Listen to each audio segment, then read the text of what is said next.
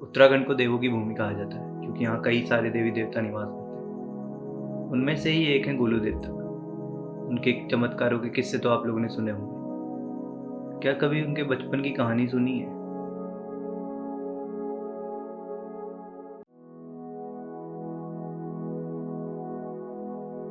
So what's up guys, my name is Rahul and you are watching my YouTube channel Devbhoomi seekers.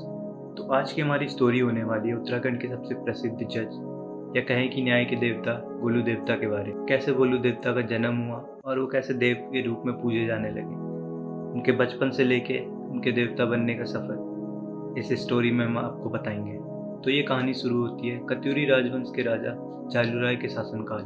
राजा झालूराय बहुत ही दयालु, न्यायप्रिय और तेजस्वी राजा थे। उनकी 7 रानियां थीं, पर उनमें से किसी से भी उनको कोई भी संतान की प्राप्ति नहीं हुई थी, जिस वजह से राजा काफी चिंता में रहते थे। एक दिन राजा एक पंडित से मिलते हैं जिसने उनको भगवान भैरव की तपस्या करने को कहा। इसके बाद राजा भगवान भैरव की तपस्या करते हैं। ये देख के भगवान भैरव काफी प्रसन्न हो जाते हैं और उनको दर्शन देते हुए उनसे तपस्या का कारण पूछते हैं। राजा कहते हैं, प्रभु आपको तो सब याद है, मेरी 7 रानियां हैं और उनमें से किसी से भी मुझे संतान प्राप्ति का सुख नहीं मिला। यह बात सुन के भगवान ने कहा, राजा तुम उदारवादी और तेजस्वी हो, परंतु तुम्हारे जीवन में संतान सुख नहीं है। पर क्योंकि तुमने मुझे अपनी तपस्या से प्रसन्न किया है, मैं तुम्हें संतान प्राप्ति का वरदान देता हूँ। मैं स्वयं ही तुम्हारे घर पुत्र रूप में जन्म लूंगा, परंतु तुम्हें 8वीं शादी करनी होगी। यह सुन के राजा बहुत खुश हो जाते हैं और भगवान भैरव से पूछते हैं कि वह भाग्यशाली स्त्री कौन होगी जिसकी कोख से आप जन्म लेंगे। इस प्रश्न पे भगवान ने कहा, सही समय आने पे तुम्हें स्वयं ही ज्ञात हो जाएगा कि तुम्हारी 8वीं पत्नी कौन होगी। कई दिन बीत गए पर राजा को वो स्त्री नहीं मिली जिससे उनका विवाह होना था। एक दिन राजा शिकार पर जाते हैं और पूरे दिन शिकार के बाद उन्हें प्यास लगती है तो वह सेवक से पानी मांगते हैं, पर पानी खत्म हो चुका था। सेवक पानी की तलाश में निकल जाते हैं और काफी देर ना लौटने पर राजा उनके तलाश में जाते हैं। अब राजा तालाब के पास पहुंच जाते हैं जहाँ उनके सेवक बेहोश पड़े हुए होते हैं। यह देखकर राजा हैरान हो जाते हैं और जैसे ही वो पानी पीने वाले होते हैं उनको एक स्त्री की आवाज़ सुनाई देती है, रुक जाओ, इन सभी ने भी यही गलती की थी। यह तालाब मेरा है और बिना मेरी आज्ञा के यहाँ से कोई पानी नहीं ले सकता। राजा ने बताया कि वह इस राज्य के राजा झालूराय हैं और पूछा कि देवी आप कौन हैं और इस वन में क्या कर रही हैं। उस स्त्री ने बताया कि वह पंच देवताओं की बहन कालिंगा है और झालूराय से यह बात साबित करने को कहा कि वह राजा है। राजा ने कहा कि आप ही बताएं देवी, मैं आपको अपने राजा होने का क्या प्रमाण दूं। स्त्री ने पास में ही आपस में लड़ रहे 2 भैंसों को देखा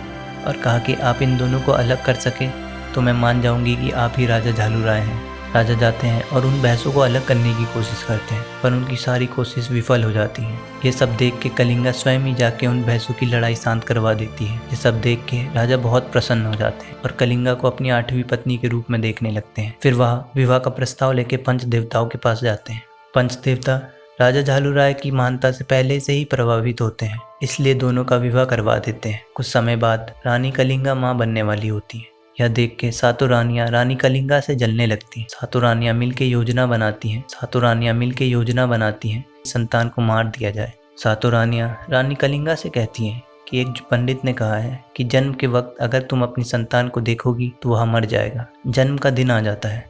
जैसे ही रानी कलिंगा बच्चे को जन्म देती हैं, 7 रानियां बच्चे को गौशाले में फेंक देती हैं ताकि बच्चा पशुओं के पैरों के नीचे आके मर जाए। और रानी कलिंगा को बताया जाता है कि उसने एक पत्थर को जन्म दिया है और उनकी गोद में एक खून से सना पत्थर रख देते हैं। वहीं दूसरी तरफ गौशाले में पड़े बच्चे को एक खरोच भी नहीं आती और बच्चा गाय का दूध पीकर कुशल था। यह देख के 7 रानियां बच्चे को नमक के ढेर में दबा देती हैं, पर वह नमक का ढेर पल भर में ही चीनी का ढेर बन जाता है। इसके बाद बच्चे को बिच्छुओं के बीच में फेंक देते हैं, फिर भी बच्चे को कुछ नहीं होता। बच्चे को मारने की सारी कोशिशें नाकाम होने के बाद वह उस बच्चे को एक संदूक में बंद करके नदी में बहा देते हैं। 7 रात और 7 दिन के बाद वह संदूक नदी में मछली पकड़ रहे एक मछुआरे के हाथों में लगता है। जैसे ही वह मछुआरा उस संदूक को खोलता है तो देखता है उसमें एक बच्चा है। यह देख के दोनों बहुत खुश हो जाते हैं क्योंकि उनकी भी कोई संतान नहीं थी। काफी समय बीत जाता है, अब वह लड़का बड़ा हो चुका था। वहीं दूसरी तरफ राजा झालूराय अपनी किस्मत से काफी निराश थे। एक दिन लड़के को सपने में ज्ञात होता है कि वह राजा झालूराय का पुत्र है और उसकी सौतेली माँ ने धोखे से उन्हें उसके माता पिता से दूर कर दिया। साथ ही उन्हें उनके जीवन का उद्देश्य, जन्म से जुड़े सारी घटनाएं याद आ जाती हैं। सब कुछ ज्ञात होने के बाद लड़का अपने पिता के पास गया और उनसे एक घोड़े की मांग की। पिता एक मछुआरा होने के कारण घोड़ा खरीदने में असमर्थ था, तो वह एक लकड़ी का घोड़ा ले आता है जिसे हम काठ का घोड़ा भी कहते हैं। लड़का अपने भगवान भैरव के अवतार को जान चुका था, जिसकी वजह से उसमें दिव्य और चमत्कारी शक्तियां आ चुकी थी। तो वह अपने लकड़ी के घोड़े को जिंदा कर देता है, उसमें राजधानी की तरफ चल देता है। राजधानी के पास ही तालाब में 7 रानियां बैठी होती हैं। यह देख के लड़का वहां रुक जाता है, अपने घोड़े को वापस से लकड़ी का बना देता है और रानियों के पास जाकर बोलता है, हटो यहाँ से, मुझे अपने घोड़े को पानी पिलाना है। रानियां ये देख के हैरान थी कि लड़का काट के घोड़े को पानी पिलाने लाया है। उसमें से एक रानी बोल पड़ी, बालक तुम क्या पागल हो, लकड़ी का घोड़ा कैसे पानी पी सकता है। यह सुन के लड़का जवाब देता है कि अगर इस राज की रानी एक पत्थर को जन्म दे सकती है तो मेरा काठ का घोड़ा पानी क्यों नहीं पी सकता। यह बात सुनकर रानियां बहुत गुस्से में आ जाती हैं और राजा से शिकायत कर देती हैं।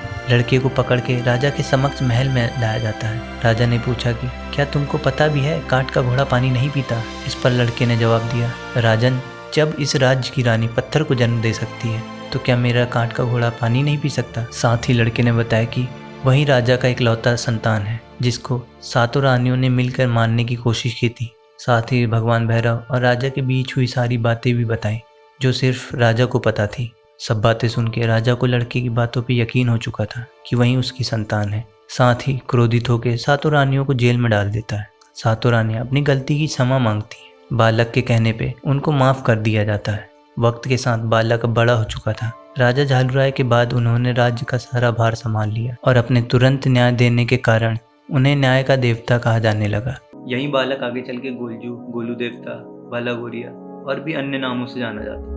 कुमाऊं क्षेत्र में गोलू देवता के बहुत सारे मंदिर हैं जहाँ लोग अपनी अपनी अर्जियाँ लेके जाते हैं। उनमें से सबसे प्रसिद्ध मंदिर है अल्मोड़ा का चितई गोलू, जिसके बारे में हम अगले वीडियो में आपको बताएंगे। तो आज की स्टोरी आपको कैसी लगी हमें कमेंट करके जरूर बताएं। उत्तराखंड से जुड़ी और भी कहानियाँ सुनने के लिए हमारे चैनल को सब्सक्राइब करें।